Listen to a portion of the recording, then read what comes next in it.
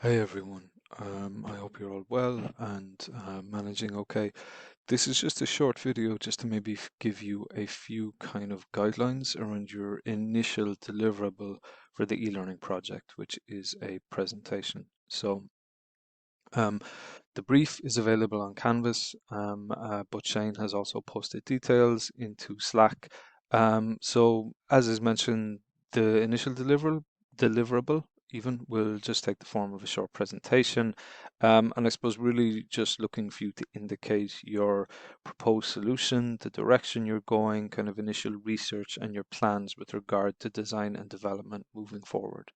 So basically think of this as a bit of an elevator pitch for your proposed project. So it's kind of explaining to us what you're going to be looking to develop, and kind of, yeah, everything around that in terms of, I suppose, the target audience, the learning need, so on and so forth. And ideally, maybe an initial idea of kind of what you're going to develop. If you have any research done, any kind of learning experience design elements, maybe try and provide those to us during the presentation. So kind of an overview of key components, maybe without going into massive detail, the kind of modules, the kind of material you're going to cover, the instructional design approaches that you're looking to use. And I suppose maybe in general consider what is the user learning experience going to be.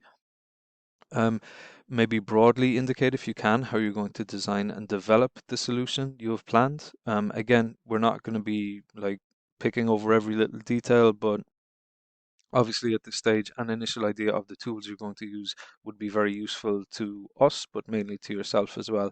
And also outline a project schedule, so milestones for your proposed design and development pipeline.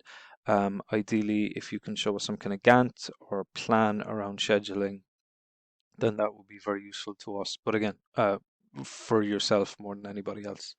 Um, I suppose, obviously, as you might have picked up from that last slide, like we're not going to be looking for massive details, and we're certainly not going to be freaking out if you don't have the answer to every single minute detail of the the plan for your e-learning solution.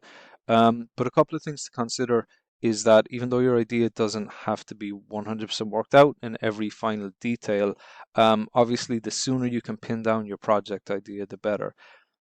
It's not the case that you can't change in terms of what you're going to develop at this stage. It's not like you absolutely have to develop what you present as part of the initial milestone.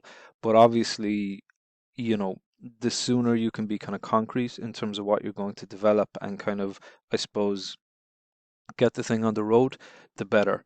Um, like I said, it's not the case that what you present on, you absolutely have to do for your final e-learning project solution.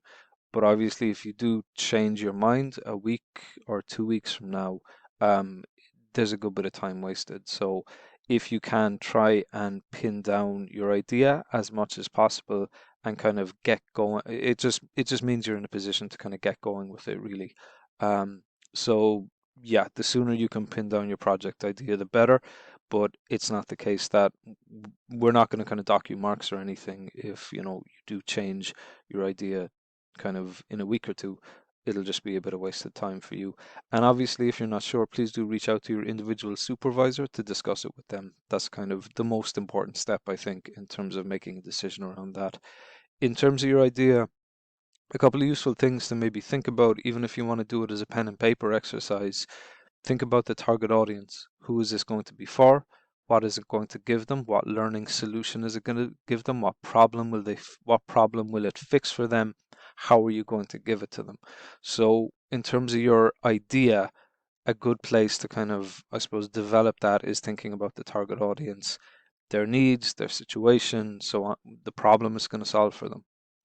And then if you want to flesh out kind of the details of your idea a bit more, questions to maybe consider: what kind of format is it going to be and how will they access it? What medium or what format will be most useful for them in terms of accessing it? So if it's a workplace based thing, obviously kind of accessing it through a browser makes a lot of sense. Um, Depending on the kind of material that you're going to be working in or the kind of subject material you're going to be using, What implications does that have in terms of media, so on and so forth? Where will it be housed? How will it be structured? What type of content will they get? What approach will suit them? All of these kind of things. And like, you know, you can maybe consider these like, you know, there's in an ideal world, it will be it will be a virtual reality simulation of XYZ, but kind of you don't have to be held to that either for the purposes of the project. Think about making a very strong argument kind of that also suits you a bit. So, in an ideal world it will be mobile based, but for the purposes of this project, I'm going to make sure that it's, browser based. It's something, because it's browser based, it's something they'll be accessing through their work, or at home. And browser, because it's browser based, that suits the my use of animation or my use of video or the kind of graphics that I'm going to use, so on and so forth. So what you're really doing here is you're constructing kind of a good argument for us that, like, this is what I'm going to do, and this is why I'm going to take this approach. This is why this will work for the target audience that I've identified. And then from that, you can kind of you can kind of think through or help develop your plan by asking the question, okay, what's required to make all of this happen? So like those questions are really just ways of maybe helping you flesh out your idea, the kind of more details on kind of what you're going to do, and based on that, then your plan. So again, going back to my own example, I wanted to make something for Irish young people around kind of helping their mental health. So kind of based on that, I identified, okay, well, they're probably going to be using smartphones, so it'll be an app prototype. They're going to be looking at it through their phone. So the content that I'm going to use is very kind of graphical, and I'm going to try and avoid big long stretches of text. And kind of when I add all those details, then that helped me put my plan together in terms of, okay, if I'm going to do a mobile prototype, I'm going to use Marvel, the Marvel app. I'm going to, spend a good bit of time developing. I'm going to have to spend a good bit of time developing graphics. So that's going to be two chunks, or a 2 week chunk of my project plan, so on and so forth. You want to make sure that the project is something that can stand by itself. So, it's very useful, obviously, if your project kind of links into your thesis, but maybe it's worth repeating. Brian, Shane, and myself aren't going to be looking at your thesis when we're marking your project. All we're going to look at is the project, at least for the purpose of, for the purposes of kind of this module. So, the project has to stand by itself. You can't say, well, the project is this way because the thesis is this way. Um, you know, Try and make sure that your project is a good product and a good solution in and of itself. Um, we'll be aware of who it's for, we'll be aware of the context of use, we'll be aware to a degree of the learning problem that you're trying to solve. And when you write your report that accompanies your project, you'll have the chance to spell all of that out to us. But the project has to kind of stand by itself. One question which came up was, you know, can it be, for example, the introduction to a larger project? And I think, again, it's something to maybe just discuss with your individual supervisor. I think generally that's fine, but it also means, like, whatever you give us, it really should have a beginning, a middle, and an end. So it's not that you need to develop a big 20-hour course, but whatever you give us should be complete, and it should stand by itself, and it should have a beginning, a middle, and an end. So it can be part of a bigger thing. But I would also say as well, in the past, some excellent students would have developed would have given us something, and it's kind of like chapter one of a much bigger kind of plan they had. But like, maybe even for, like, think about what you need to do for this semester and this course, if that makes sense. You can always kind of come back and change your e-learning project or update it, or kind of fiddle with it, or kind of expand it after the masters has ended. But like, yeah, some excellent students in previous years, they would have kind of developed like chapter one of a bigger course that they would plan to finish after the masters. And because they went at it that way, like, chapter one was kind of lacking.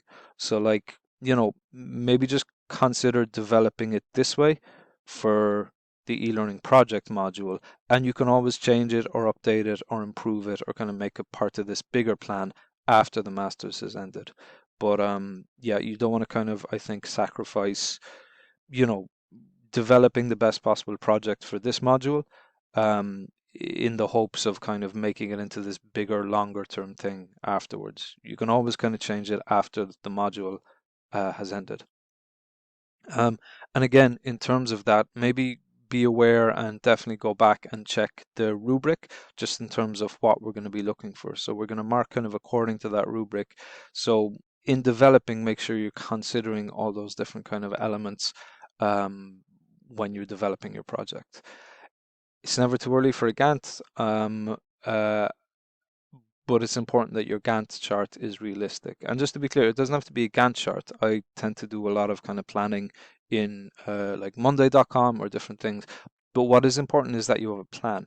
Um, Even at this stage, if you're missing some information, it's important to have a plan and try and be as realistic and I say as hard as possible with your deadlines. So take into account your own life, take into account your own energy levels, kind of how busy your life is going to be.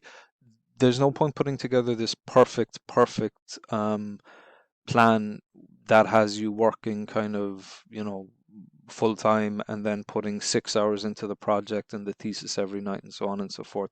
Try and be realistic. A realistic plan is going to serve you so much better than kind of a plan where you're kind of heaping loads of expectation and setting kind of deadlines based on you spending hours and hours and hours and hours that in reality you're not going to have.